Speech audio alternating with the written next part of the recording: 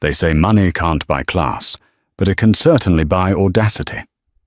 On a rainy Tuesday at JFK Airport, a young prodigy named Maya sat in seat 1A, holding a ticket she had worked her entire life to earn. But within minutes, she was being humiliated, harassed, and threatened by a billionaire couple who refused to believe a black girl belonged in first class. They thought the man in the hoodie across the aisle was just another nobody ignoring the drama. They were wrong. That man was the owner of the entire airline, and he was about to teach them a lesson that would cost them everything. This is the story of Flight 902, and the day Karma flew supersonic.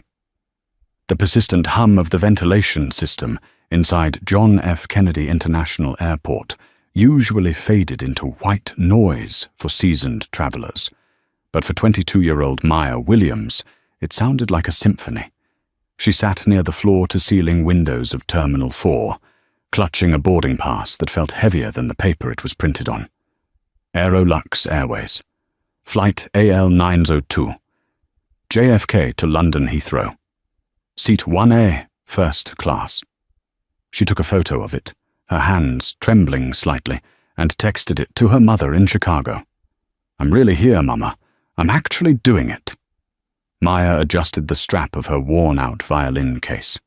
It was an antique, a literal family heirloom passed down through 3 generations, and inside it lay her future, an invitation to audition for the Royal Academy of Music in London on a full scholarship.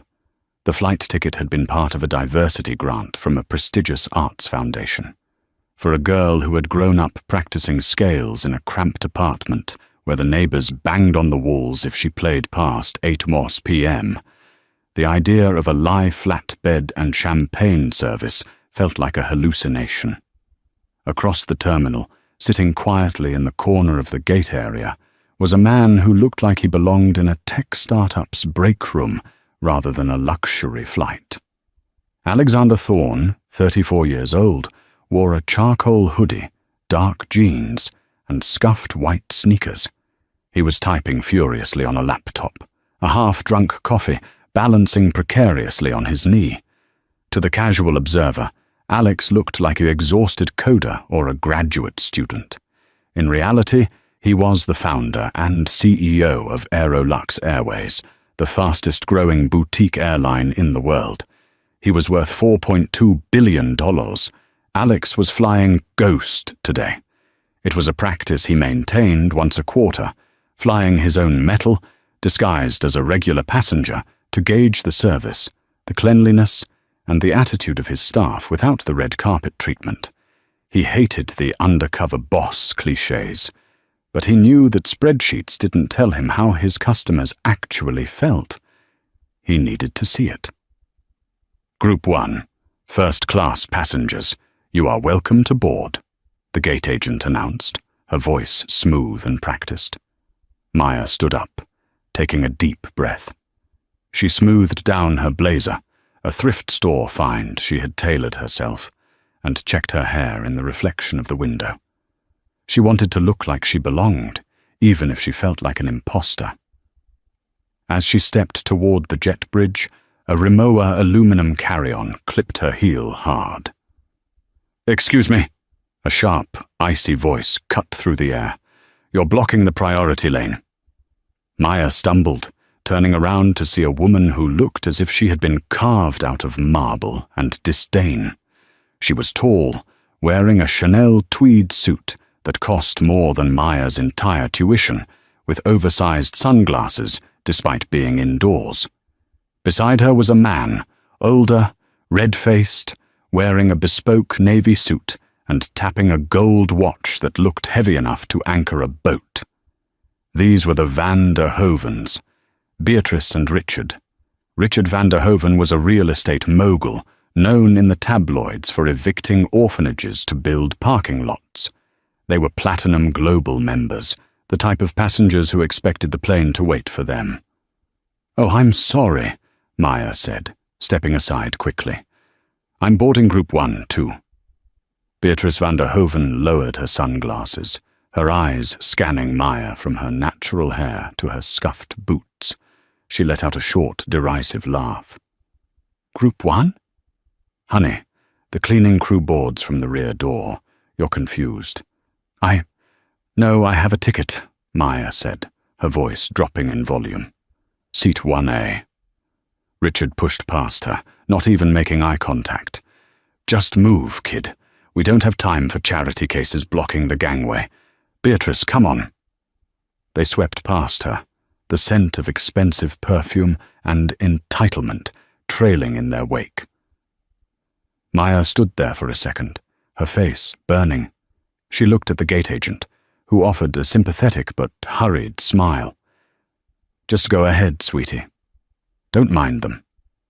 Maya nodded, swallowing the lump in her throat. "Don't let them ruin this," she told herself. "You earned this." She walked down the jet bridge, the excitement dampening into a cold knot of anxiety. Behind her, Alex Thorne closed his laptop, slung his backpack over one shoulder, and followed. He had heard every word. His jaw tightened as he scanned his digital boarding pass. Seat 2A, directly behind Maya. "Let's see how this plays out," Alex muttered to himself. The cabin of the Aerolux Boeing 787 Dreamliner was a sanctuary of soft cream leather, walnut wood accents, and ambient lighting. It was designed to lower blood pressure the moment you stepped inside. However, as Maya entered, the atmosphere was already spiking with tension. She found seat 1A. It was magnificent, a private suite with a sliding door, but as she moved to place her violin case in the overhead bin, she found it already stuffed with a massive fur coat and a hard-shell briefcase. "Excuse me," Maya said softly to the man in 1B, Richard van der Hoven. "Is this your bag? I just need a little space for my instrument." Richard didn't look up from his iPad. "Find another bin. That one is full." "But this is the bin for seat 1A, Maya said, trying to keep her voice steady. "I can't check this. It's a violin." Beatrice, who was settling into seat 1K across the aisle, snapped her fingers. "Stewardess, we have a situation." A flight attendant hurried over. Her name tag read Veronica. She was the senior purser, a woman in her 40s with a tight smile that didn't reach her eyes. Alex, settling into 2A behind them, recognized her name from a few internal HR complaints regarding attitude, but nothing had ever stuck. "Yes, Mrs. van der Hoven. How can I help you?" Veronica asked, her voice dripping with deference.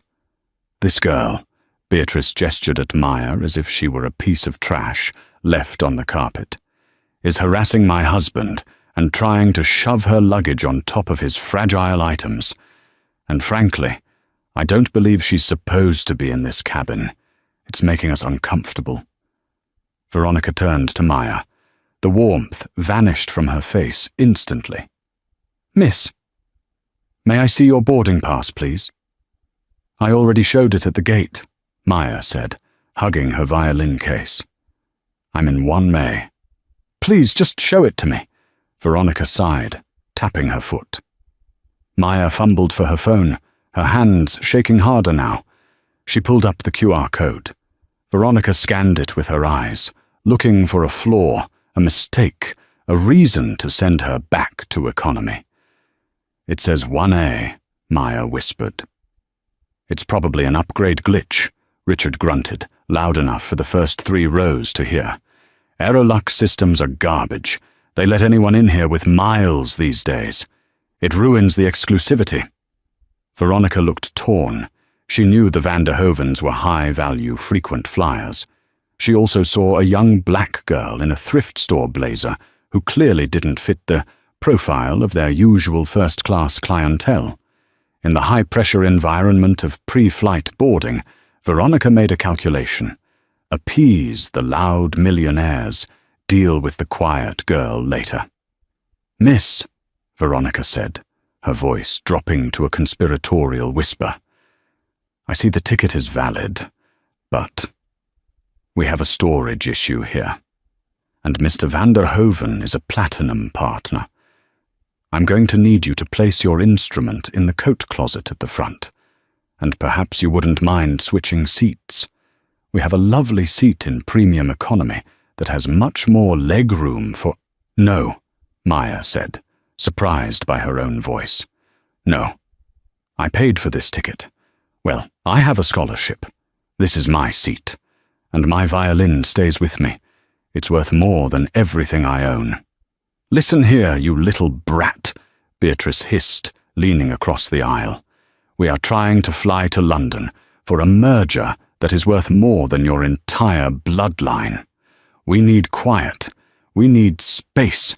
We don't need a diversity hire practicing fiddle next to us. Tears welled up in Maya's eyes. The diversity hire comment hit her like a physical slap. She looked around, hoping someone would intervene. The other passengers were burying their heads in magazines, afraid to get involved. Except for the man in 2A. Alex unbuckled his seatbelt. He had seen enough to fire Veronica on the spot, but he needed to see how deep the rot went. He needed to see if anyone on his payroll had a spine, or if the culture of his company had become this toxic. Is there a problem here? Alex asked, leaning forward. Veronica spun around, annoyed at the interruption. She saw the hoodie and the sneakers. Sir, please stay in your seat. This is a private matter between the crew and this passenger. It doesn't look private, Alex said calmly. It looks like you're bullying a paying customer because these two, he gestured to the van der Hovens, are loud. Richard van der Hoven laughed, a wet, phlegmy sound. Oh, look, Beatrice, the tech support boy wants to be a hero. Mind your business, son. The adults are talking. I'm just saying, Alex continued, his eyes locking onto Veronica. Her ticket is for 1A. That is her bin space. If Mr. van der Hoven has too many bags, his bags should be checked. That's the policy, isn't it? Veronica flushed red. Sir, I am the purser on this flight. I determine where the baggage goes.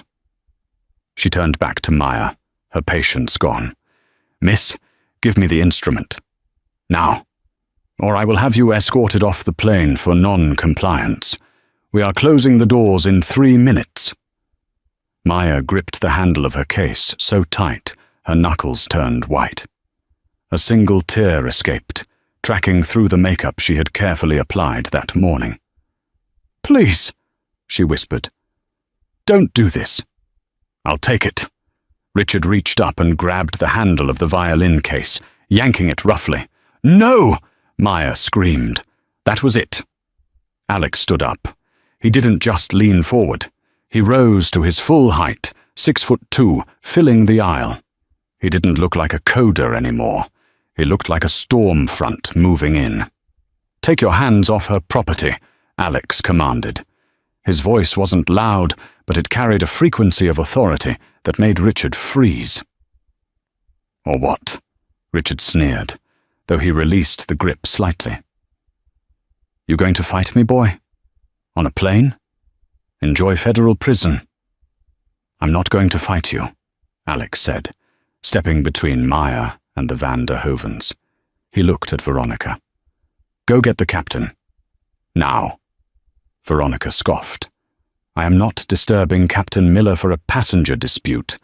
Sit down, or you'll be removed too. I said. Alex reached into his back pocket, pulling out not a wallet, but a slim black identification badge on a lanyard that he usually kept hidden in his carry-on. Get the captain. Tell him Alexander Thorne is in seat 2A, and I want to know why he allows his purser to violate federal aviation discrimination laws. The cabin went silent. Veronica stared at the badge. It wasn't a crew badge. It was the black titanium owner's access card. It had the Aerolux logo embossed in gold, and below it, simply, CEO, Founder. Her face drained of color so fast she looked like she might faint. Richard, however, was too arrogant to read the room. Alexander who? Who cares? I know the owner of this airline. We played golf in Aspen. Short guy, bald." Alex looked at Richard with a pitying smile. "That's the vice president of sales, Richard. He works for me." Alex turned to Maya, his expression softening instantly. "I'm sorry, miss. Please, sit in 1A. Put your violin in the bin. If Mr. van der Hoven's coat is in the way, I'll personally throw it onto the tarmac." The silence that befell the first-class cabin was not empty. It was heavy, pressurized, like the air inside a submarine, diving past its crushed depth. The soft jazz music playing over the PA system, usually intended to soothe, now felt jarringly cheerful against the backdrop of impending doom. Veronica, the senior purser who had flown for 20 years, stared at the black titanium card in Alex's hand. Her brain was misfiring. She knew the training manuals. She knew the corporate hierarchy. She had seen Alexander Thorne's face in the quarterly newsletters, usually smiling next to a new aircraft acquisition. But seeing the man in the flesh, wearing a hoodie that looked like it had been through a wash cycle too many times, created a cognitive dissonance she couldn't overcome. Her hand, manicured to perfection in Aerolux crimson, reached out and hovered over the card, shaking violently. She didn't touch it. She withdrew her hand, as if the metal was radioactive. Veronica's voice cracked. She cleared her throat, trying to salvage a scrap of her authority. Surely there is a mistake. Mr. Thorne is... He is usually accompanied by an entourage, security details. I don't need security to fly on my own airline, Veronica, Alex said, his voice dropping an octave, rumbling with a calm that was far scarier than shouting. And I don't need an entourage to tell me when my staff is violating the core values of this company. The prompt was simple. Go. Get the captain. Richard van der Hoven, however, was not a man who recognized danger until it was biting him. He was a man accustomed to the world bending to his will, a man who believed that rules were for poor people, and that CEOs were people he met at country clubs, not boys in sneakers. "Oh, for God's sake, drop the act," Richard barked, unbuckling his seatbelt and standing up. He was shorter than Alex, but wider. His face flushed a dangerous shade of purple. "You stole a badge, or you printed it. I know how you people operate. Scams, grifts. Veronica, call the police. I want this imposter arrested for impersonating an officer of a company." Beatrice chimed in from her seat, adjusting her sunglasses, refusing to look at Alex directly. "It's pathetic, really. Trying to impress the girl. Just throw them both off, Richard. My champagne is getting warm." Alex didn't look at Richard. He kept his eyes locked on Veronica. 10 seconds, Veronica. Or you're not just fired.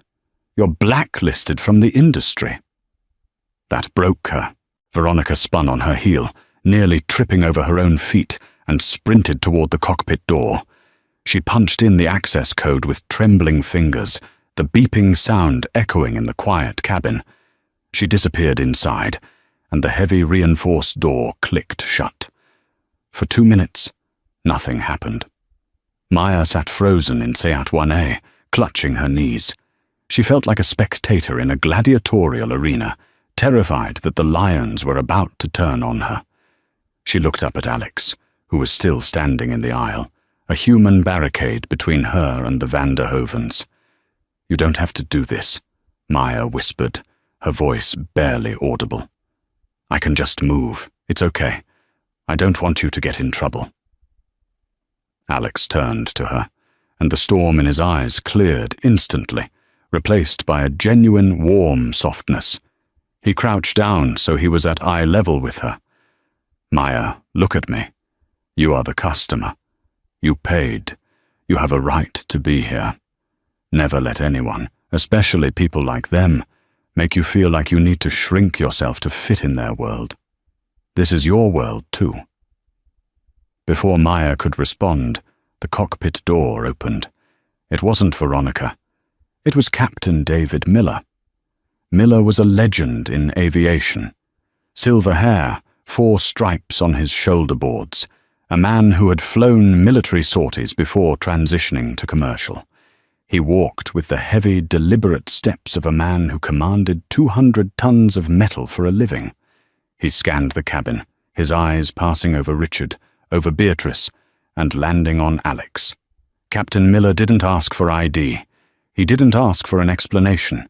He stopped 3 feet from Alex, stood at attention, and extended his hand. "Mr. Thorne," the captain said, his voice booming with respect. "I didn't see your name on the VIP manifest. Welcome aboard, sir. It's an honor to have you flying with us." Richard van der Hoeven made a sound like a deflating tire. He slumped back into his seat, his mouth opening and closing like a fish. Beatrice froze, her hand halfway to her champagne glass. "Good to see you, David," Alex said, shaking the pilot's hand firmly. "I apologize for the disruption. I was hoping for a quiet flight to London to review the new in-flight entertainment systems. Unfortunately, it seems we have a personnel issue." "And a passenger issue?"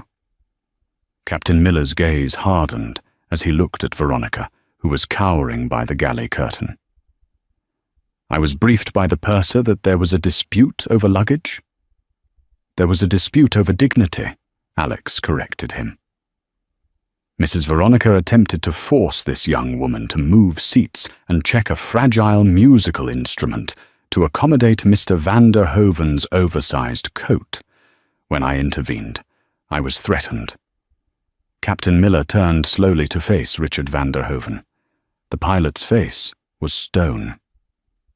"Mr. van der Hoeven, you are a frequent flyer with us. You know the regulations regarding abusive behavior toward crew and passengers."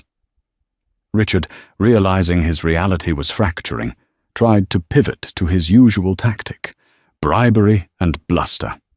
"Now look here, Captain. Let's not overreact. The boy, Mr. Thorne, misunderstood. We were just negotiating space. I'm a personal friend of the board at J.P. Morgan. I'm sure we can smooth this over. Upgrade the girl, comp my flight, and we call it even?" Alex laughed. It was a dry, humorless sound. "You think you can buy me, Richard? I own the plane you're sitting in. I own the fuel in the wings. I own the lease on the gate we're parked at." Alex turned to the captain. "David, do we have our slot for takeoff?"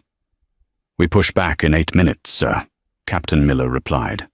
"If we miss it, we're delayed an hour due to weather coming in over the Atlantic." Alex nodded, calculating.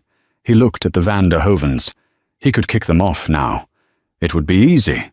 Security would come, drag them out, humiliated. But Alex saw the way Beatrice was looking at her phone, probably texting her lawyer. He saw the way Richard was already plotting his revenge spin. If he kicked them off now, they became victims. They would sue. They would spin a story to the press about an unstable CEO. No, Alex wanted them to sit in the discomfort. He wanted them to be trapped in a metal tube for 7 hours with the man they had tried to crush. He wanted to dissect them, financially and socially, while they were cruising at 35,000 feet. "We fly," Alex said. "We aren't going to delay 200 other passengers because of 2 bad apples. But David, the service protocols for rows 1B and 1K are suspended." "Sir?" the captain asked. "They stay on the plane," Alex said, his eyes glinting with a cold light. "But as of this moment, they are no longer first-class passengers. They are cargo that speaks." The fasten seatbelt sign pinged on, a sharp, authoritative tone that signaled the end of the boarding process. The heavy aircraft door thudded shut, sealing the cabin from the outside world. For Richard and Beatrice, the locking of that door sounded like a prison cell slamming shut. Usually, this was the time they reveled in. The pre-flight champagne, the hot towels, the obsequious fawning of the flight attendants. But today, the atmosphere in the first-class cabin was glacial. Veronica had been banished to the economy galley. In her place, a younger flight attendant named Sarah, someone Alex knew from a commendation letter he'd signed last month, was handling the premium cabin.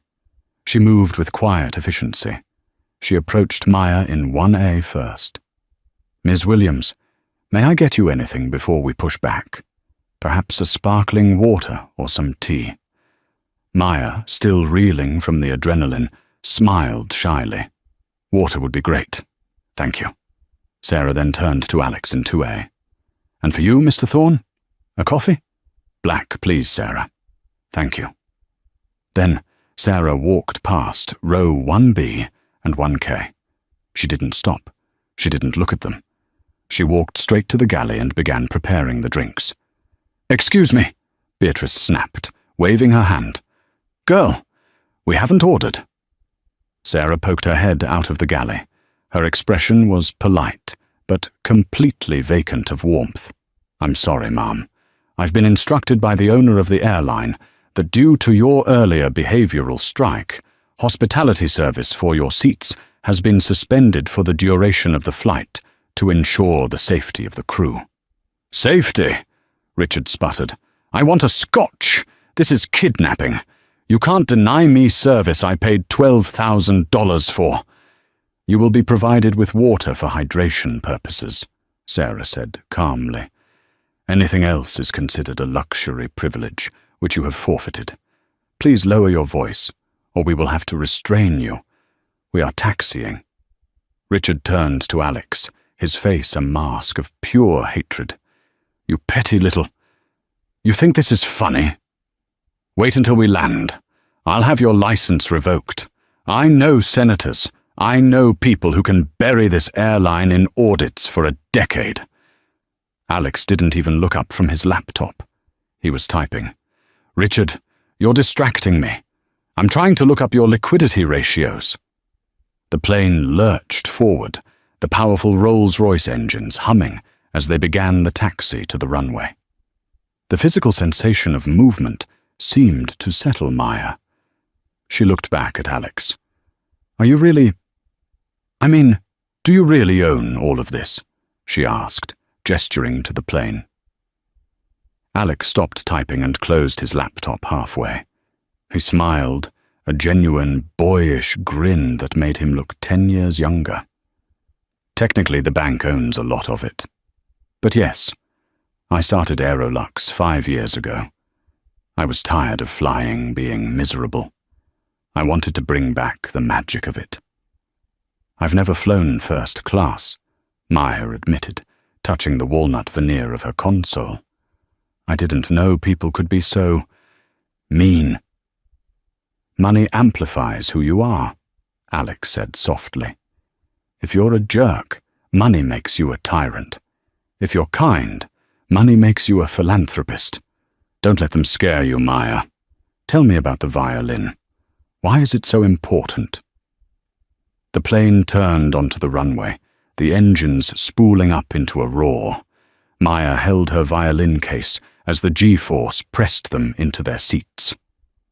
"It was my grandfather's," Maya said, her voice gaining strength as the wheels left the ground. "He was a jazz musician in New Orleans. He played on street corners to feed his family. He bought this violin in 1950. It's not a Stradivarius, but it has his soul in it. When he died, my mum kept it under her bed. She worked 2 jobs so I could take lessons. This audition in London, it's the only way I can pay her back. It's the only way I can show her that her sacrifice mattered." Alex listened, really listened. He watched the way Maya's eyes lit up when she spoke about the music, about her mother. He saw the calluses on her fingertips, the mark of true dedication. "That's beautiful," Alex said. "What are you playing for the audition?" "Tchaikovsky, Violin Concerto in D major," she said. "It's ambitious." "Risk is the price of entry for greatness," Alex said. Across the aisle, Richard was fuming. He pulled out his phone, intending to connect to the in-flight Wi-Fi and start firing off emails to his legal team. He connected to the network Aerolux first. A splash page popped up. Access denied.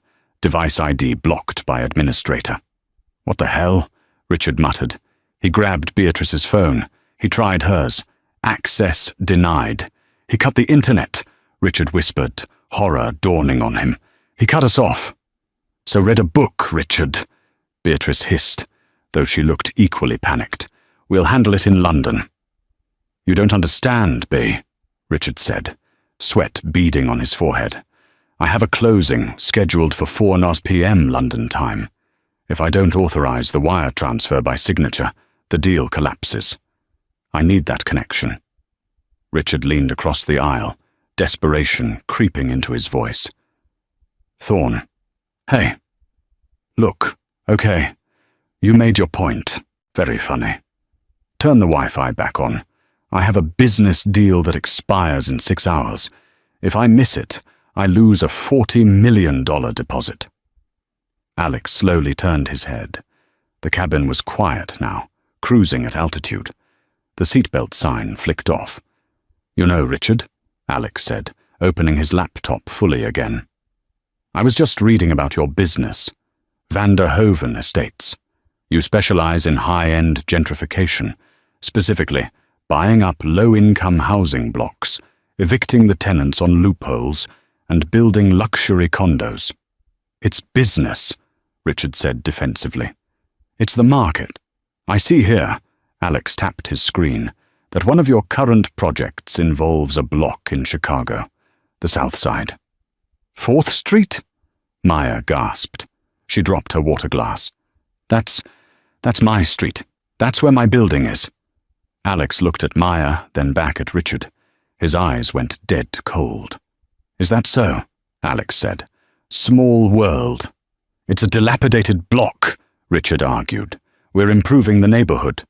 "You're evicting 60 families," Alex corrected. "And you need this internet connection to finalize the bridge loan that lets you bulldoze Maya's home?" Richard went silent. The realization of who he was sitting next to and who held the switch to his digital life hit him like a sledgehammer. "I'm willing to pay," Richard stammered. "Name your price for the Wi-Fi password." 10,000, 50,000. Alex looked at Maya.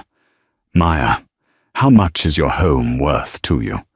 "Everything," she whispered. Alex turned back to Richard.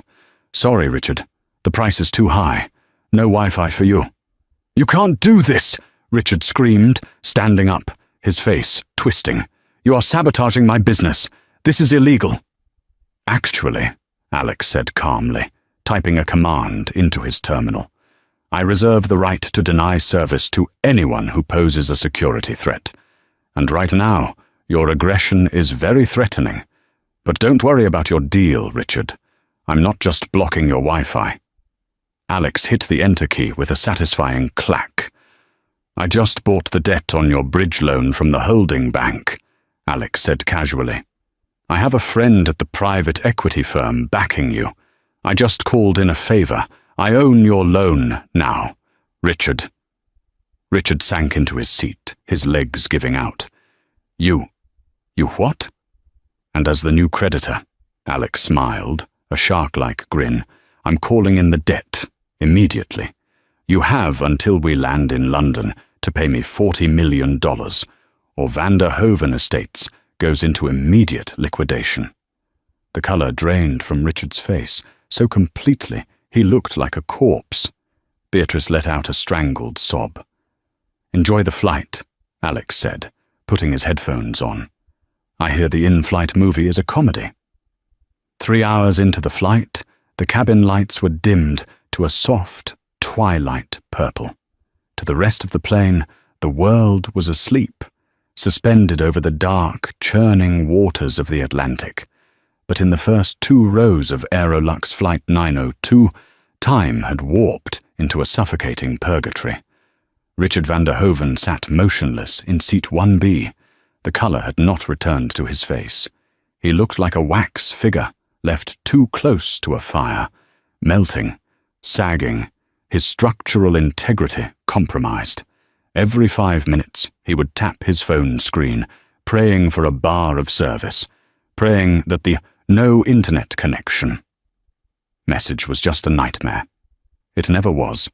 Beside him, Beatrice had stopped speaking to him. She had donned her silk eye mask, but she wasn't sleeping. Her hands were clenched in her lap, twisting a diamond ring around her finger so tightly the skin was turning red. The silence between the couple was louder than the engines. It was the sound of a marriage built on transaction costs, suddenly facing a deficit. Across the aisle, the mood was different. It was quiet, but it was the quiet of a sanctuary. Maya was awake. She had her tray table down, a sheet of sheet music spread out on it, annotated with nervous pencil marks. She was air-playing, her fingers moving silently over imaginary strings, her brow furrowed in deep concentration. Alex, who had been reviewing flight telemetry data on his screen, noticed her restlessness. He slid his headphones off. "You can't hear the music if you don't let it out, Maya," he said softly, his voice barely rising above the hum of the ventilation. Maya looked up, startled. I don't want to disturb anyone. I know it's late." "It's a Dreamliner," Alex said, gesturing to the empty seats behind them in row 3 and 4. "The acoustic insulation is state-of-the-art.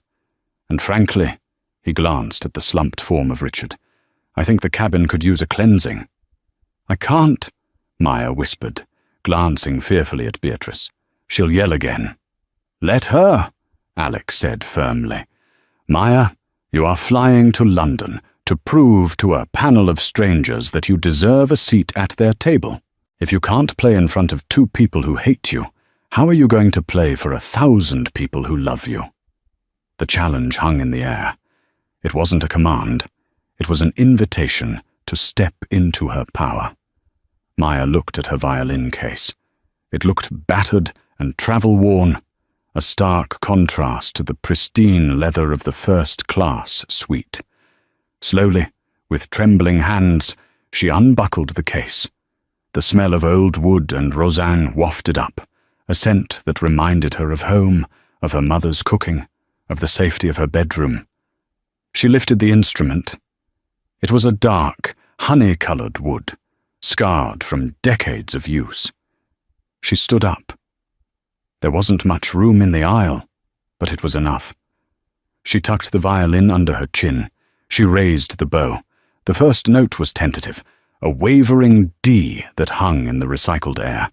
Beatrice ripped her eye mask off. "Are you kidding me? I am trying to—" "Sit down, Beatrice," Richard croaked, his voice hollow. He didn't look at her. He was staring at the floor. "Just let it happen. We're already dead." Beatrice gaped at her husband, then turned her fury toward Maya, but something stopped her. Maya had closed her eyes. She took a deep breath, exhaling the fear, the imposter syndrome, the shame of the last few hours. And then she began to play Tchaikovsky. It wasn't just music. It was a weeping. The melody rose, complex and mournful, filling the cabin. The acoustics of the plane were strange, dry and tight, but the sound cut through the technological hum like a knife. Maya's fingers flew across the fingerboard, her vibrato intense and passionate. She wasn't playing for the audition anymore. She was playing for her mother, who was scrubbing floors in Chicago. She was playing for the apartment on 4th Street that Richard wanted to bulldoze. She was playing for every time she had been told to be quiet, to move, to step aside.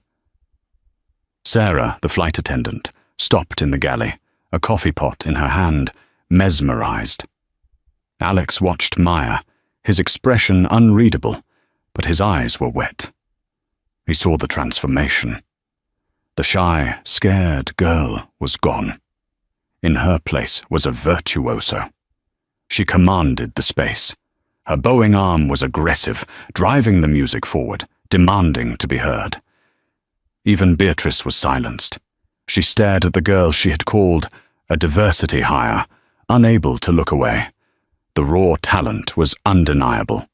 It was something money couldn't buy, something no amount of gentrification could manufacture. It was soul.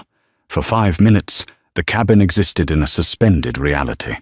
There was no airline owner, no real estate tycoon, no victim. There was only the music, swirling in the turbulence, defying gravity. When Maya finished the movement, she let the bow hang in the air for a lingering second before lowering it. She was breathing hard, sweat glistening on her forehead. The silence returned, but it felt different now. It wasn't heavy. It was stunned. "My God," Sarah whispered from the galley. Alex didn't clap. He knew that clapping would break the spell. He just nodded, a slow, deep nod of respect. "You're ready, Maya," he said. "London won't know what hit them." Maya sat down, her hands shaking again, but this time from adrenaline, not fear. She carefully wiped the rosin off the strings and put the violin away. From across the aisle, a voice spoke up. It was Richard. "My mother played," he said. His voice was unrecognizable, quiet, stripped of all its bluster. "She played the cello. She wanted me to learn." Maya looked at him, wary. "I broke her bow when I was 7, Richard continued, staring at his hands. "Because I wanted a toy truck and she wouldn't buy it. I snapped it in half." He looked up at Maya, his eyes rimmed with red, looking old and terrified. "You play better than she did." It wasn't an apology. Men like Richard van der Hoven didn't know how to apologize. But it was a concession. It was the white flag of a man who realized, perhaps for the first time in decades, that he was the smallest person in the room. The sunrise over the British Isles was a bruised purple and grey, illuminating the clouds below like a rolling sea of slate. The fasten seatbelt sign chimed, signaling the initial descent into Heathrow. The cabin began the ritual of waking up. Hot towels were distributed to rows 2, 3, and 4. The smell of fresh croissants and brewing espresso filled the air. Sarah walked past row 1 with a tray of orange juice and pastries. She stopped at Alex's seat, then Maya's. "Breakfast, Miss Williams?" "Yes, please," Maya said, feeling a hunger she hadn't noticed before. Sarah placed a plate of fruit and a warm croissant on Maya's table. Then she turned to row 1. Beatrice was sitting up, her makeup reapplied, her armor back in place. She eyed the croissant on Maya's tray with hungry envy. "Water," Sarah said, placing 2 plastic cups of lukewarm water on the center console between Richard and Beatrice. "Please ensure your seatbacks are upright." "This is inhumane," Beatrice spat, though the fire was gone from her voice, replaced by a whining petulance. "I have low blood sugar." "And I have a liquidity crisis," Alex said from across the aisle, taking a sip of his coffee. "We all have our crosses to bear, Beatrice." The plane banked left, the engines dropping in pitch as they entered the holding pattern. Richard turned to Alex. The panic from the night before had calcified into a grim desperation. He had spent the last 6 hours doing mental math, and the numbers didn't work. "Thorne," Richard said, "listen to me. Let's make a deal. Real talk. B2B. "I'm listening," Alex said, not looking up from his window. "You buy the debt? Fine. Smart move. Aggressive. I respect it," Richard said, trying to channel his boardroom persona. "But if you liquidate me, you get pennies on the dollar. The assets are tied up in zoning litigation. You'll lose money. If you give me an extension, 6 months, I can flip the Chicago property, evict the tenants, build the complex, and pay you back with 15% interest. Everyone wins." Maya stopped eating. She looked at Alex, her breath hitching. Alex slowly turned his head. He looked at Richard with the clinical curiosity of a biologist studying a particularly resilient bacteria. "You still don't get it," Alex said. You think I did this for the money? It's always about money, Richard insisted. Don't give me the moral high ground crap. You're a billionaire. You didn't get there by being a saint. I got there by solving problems, Alex said. And you, Richard, are a problem. You are a systemic inefficiency in the human race. Alex reached into his bag and pulled out a folded document he had printed from the onboard thermal printer during the night. I didn't just buy your loan, Richard. I executed a clause in the distressed asset contract called Accelerated Transfer of Collateral. Since you technically defaulted the moment I called the loan and you couldn't pay, I seized the collateral immediately. The collateral? Richard whispered. The deed to the 4th Street block in Chicago, Alex said. I own the building now. As of... He checked his watch. 3 hours ago. Richard looked like he was going to vomit. You can't... And, Alex continued, his voice hard as steel. My first act as the new owner was to transfer the deed into a non-profit trust, the Williams Arts Foundation. I just invented it. I named it after Maya. Maya dropped her fork. It clattered onto the china plate. The trust has a strict charter, Alex explained, looking at Maya now. The building cannot be demolished. The rents are frozen at 2010 levels for all current tenants, and the ownership of each unit is being transferred to the families who have lived there for more than 10 years. Maya covered her mouth with her hands, tears streaming down her face instantly. You gave us our house.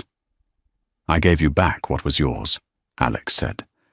Richard here was just holding it for you. Richard slumped back, his eyes rolling up slightly. He was having a physiological reaction to the loss of $40 million. Beatrice let out a shriek. You ruined us, she screamed. That project was our retirement. That was our leverage. You have plenty of other assets, Beatrice, Alex said coldly. I saw your portfolio. You'll just have to sell the house in the Hamptons, and the yacht, and maybe this jewelry. Ladies and gentlemen, Captain Miller's voice boomed over the intercom, interrupting the chaos. We are on final approach to London Heathrow. Cabin crew, seats for landing. The plane dipped lower, the grey tarmac of Heathrow rushing up to meet them. The wheels touched down with a firm thud, the sound of reality reasserting itself. As the plane taxied to the gate, the dynamic in the cabin shifted physically. Richard looked small, shrunken. Beatrice looked old. Maya sat taller than she ever had in her life. The chime signaled arrival at the gate. Please remain seated until the seatbelt sign is turned off, Sarah announced. Usually, Richard would be the first one up, elbowing people to get to the door. Today, he didn't move. He stared out the window at the rainy London tarmac. Alex stood up and grabbed his backpack. He looked at Maya. Grab your violin, Maya. We have places to be. We? Maya asked, wiping her eyes. I have a car waiting, Alex said. I'm not letting you take the tube with that instrument. I'm dropping you at the Royal Academy. Maya stood up, slinging the case over her shoulder. She looked down at Richard and Beatrice. They looked like statues of misery. Excuse me, Maya said, her voice clear and strong. I need to get past. Richard didn't move. Move, Richard, Alex commanded. Richard slowly swung his legs out of the way. Maya walked past him, her head high. As they reached the aircraft door, Veronica, the disgraced purser, was waiting to say goodbye to the passengers, looking pale and terrified. She wouldn't look Alex in the eye. Goodbye, Ms. Williams, Veronica mumbled. Goodbye, Veronica, Maya said pleasantly. Thank you for the flight. They stepped onto the jet bridge, the cool, damp air of London hitting their faces. But as they walked up the ramp toward the terminal, they saw that the reception committee wasn't just a driver. 2 officers in the distinct uniforms of the London Metropolitan Police were waiting at the top of the jet bridge. Beside them stood a man in a suit, holding a briefcase. Richard and Beatrice stumbled out of the plane behind Alex and Maya. When Richard saw the police, he stopped dead. "Oh no," Richard whispered. "No, no, no." Alex turned around, walking backward slowly, a mischievous glint in his eye. "Oh, I forgot to mention one small detail, Richard," Alex called out. "When I audited your accounts to buy the loan, I found some irregularities. Wire transfers to offshore accounts that weren't declared. Tax evasion is a serious offence in the UK and the US. My legal team felt obligated to forward the findings to the authorities." One of the officers stepped forward. "Richard van der Hoven." Richard looked at Beatrice. Beatrice looked at the officer, then took a distinct step away from her husband. "I don't know what he did," Beatrice said quickly to the police. "I just sign what he tells me to sign." "Beatrice!" Richard gasped, betrayed. "Mr. van der Hoven, please come with us," the officer said. Alex put a hand on Maya's shoulder and guided her away from the scene. "Come on, Maya, you have a concerto to play. Let the trash take itself out." The rain in London was relentless, a grey curtain draping over the city. But inside the black Rolls-Royce Phantom, the world was quiet and dry. Alex sat in the back seat, scrolling through news alerts on his phone, while Maya stared out the window, clutching her violin case like a lifeline. They were pulling up to the wrought-iron gates of the Royal Academy of Music. The building loomed like a cathedral of sound, ancient and imposing. "I'm underdressed," Maya whispered, looking down at her thrift store blazer. "Everyone else will be in concert blacks." "You're not there to model, Maya," Alex said, putting his phone away. "You're there to dominate.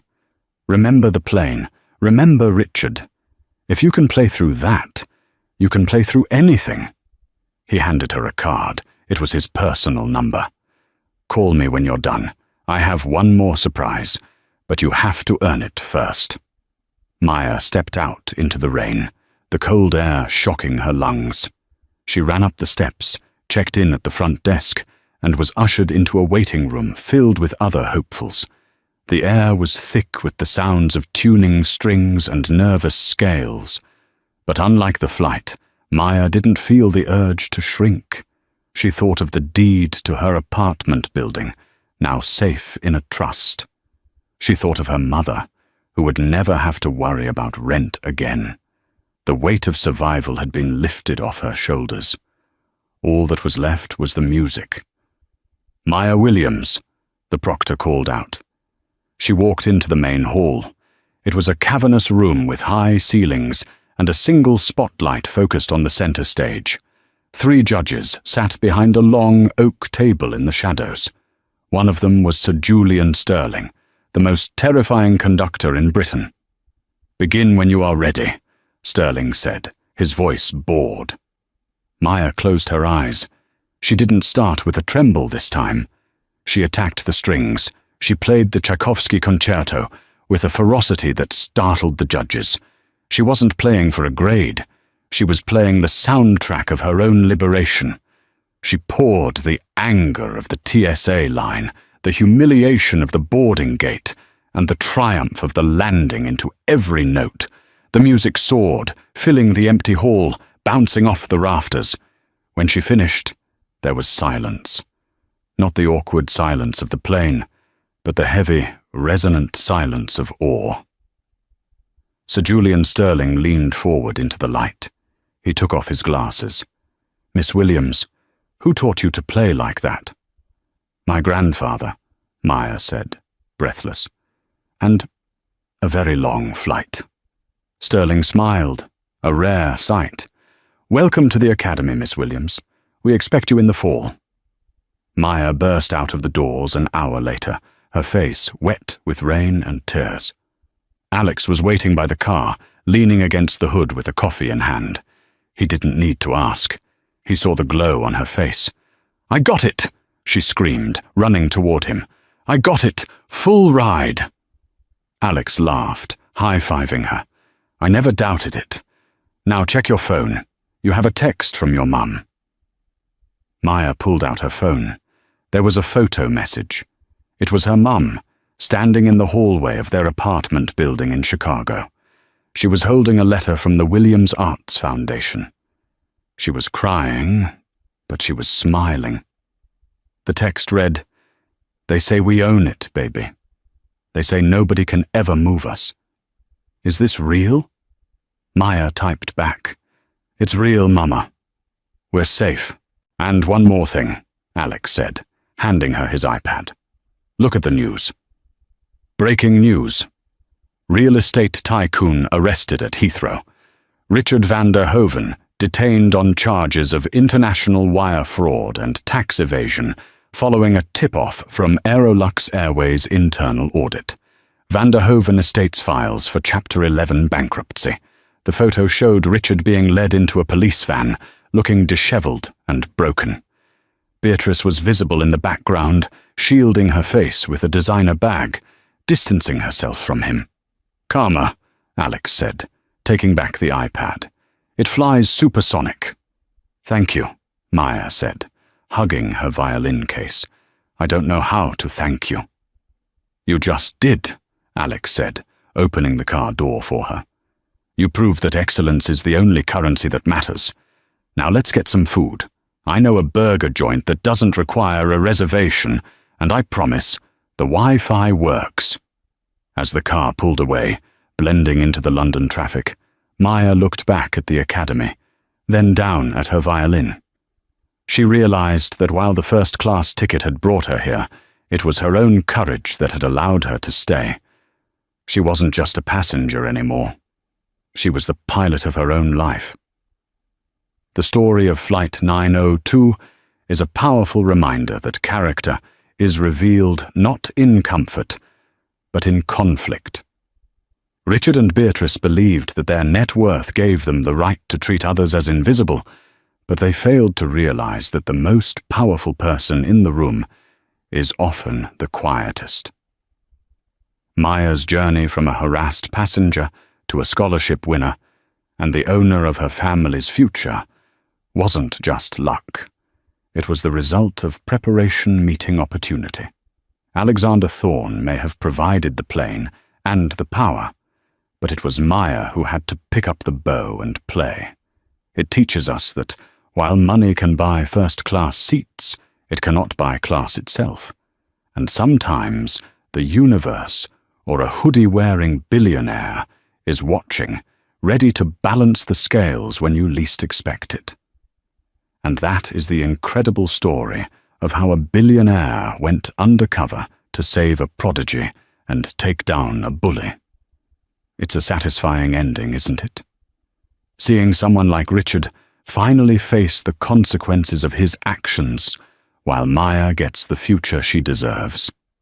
If this story moved you, or if you've ever had to deal with an entitled Karen or Kevin while traveling, hit that like button right now. It really helps the channel. And I want to know from you, what's the craziest thing you've ever seen happen on an airplane? Tell me your story in the comments down below. I read every single one. Don't forget to subscribe and turn on the notification bell so you never miss a story about karma hitting back. Thanks for watching, and remember, be kind to the person sitting next to you. You never know who they might be.